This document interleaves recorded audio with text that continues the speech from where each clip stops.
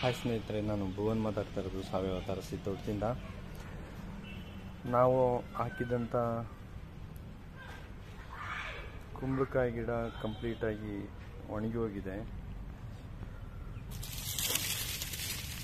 ನೋಡ್ಬೋದು ನೀವು, ಇದರ ಗಡ್ಡೆ ಒಣಗಿ ಹೋಗಿರೋದು, ಬೇರೆಲ್ಲ ಫುಲ್ಲು ಒಣಗಿ ಹೋಗ್ಬಿಟ್ಟಿದೆ, ಏನೂ ಇಲ್ಲ ಗಿಡ.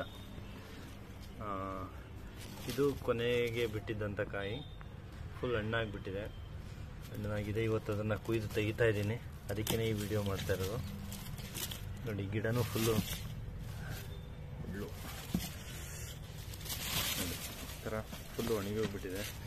ಬೇರೆ ಒಣಗಿ ಹೋದ್ಮೇಲೆ ಫುಲ್ಲು ಎಲೆನೂ ಈಗ ಒಣಗ್ತಾ ಇದೆ. ನೋಡಿ, ಕಾಯಿ ಎಷ್ಟು ವೆಯ್ಟ್ ಇದೆ ಅಂತ ನೋಡಬೇಕು. ನೋಡಿ, ಚೆನ್ನಾಗಿ ಹಣ್ಣಾಗಿದೆ, ತುಂಬ ಚೆನ್ನಾಗಿ ಬಂದಿದೆ ಹಣ್ಣು, ಫುಲ್ ರೌಂಡ್ ಶೇಪಾಗಿ ಬಂದಿದೆ. ನೋಡೋಣ ಎಷ್ಟು ಕೆಜಿ ಇರ್ಬೋದು ಅಂತ. ಇದು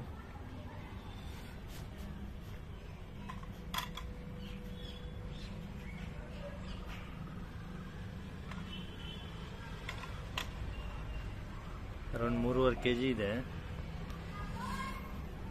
ಇದು ಈ ಸ್ಕೇಲ್ನಲ್ಲಿ 5 kg ಮೇಲಿದ್ರೆ ಕಂಟಿನ್ಯೂಸ್ ತೋರಿಸುತ್ತೆ, ಇಲ್ಲಾಂದ್ರೆ ಒಂದ್ಸಲ ತೋರಿಸ್ಬಿಟ್ಟು ಸ್ಟಾಪ್ ಆಗಿಬಿಡುತ್ತೆ.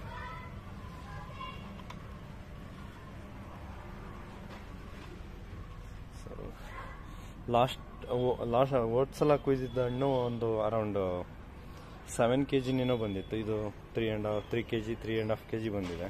ಆದರೆ ಹಣ್ಣು ತುಂಬ ಚೆನ್ನಾಗಿ ಬಂದಿದೆ.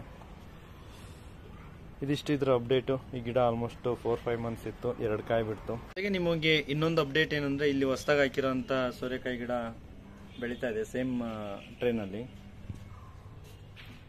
ಮುಂದೆ ಇದು ಬೆಳೆದು ದೊಡ್ಡದಾಗುತ್ತೆ, ಅದ್ರದ್ದು ಅಪ್ಡೇಟ್ಸ್ ಕೊಡ್ತಾ ಇರ್ತೀನಿ. Thank you very much. Video ನೋಡ್ತಾ ಇರಿ, ಸಬ್ಸ್ಕ್ರೈಬ್ ಮಾಡಿ, ಶೇರ್ ಮಾಡಿ. ಬಾಯ್.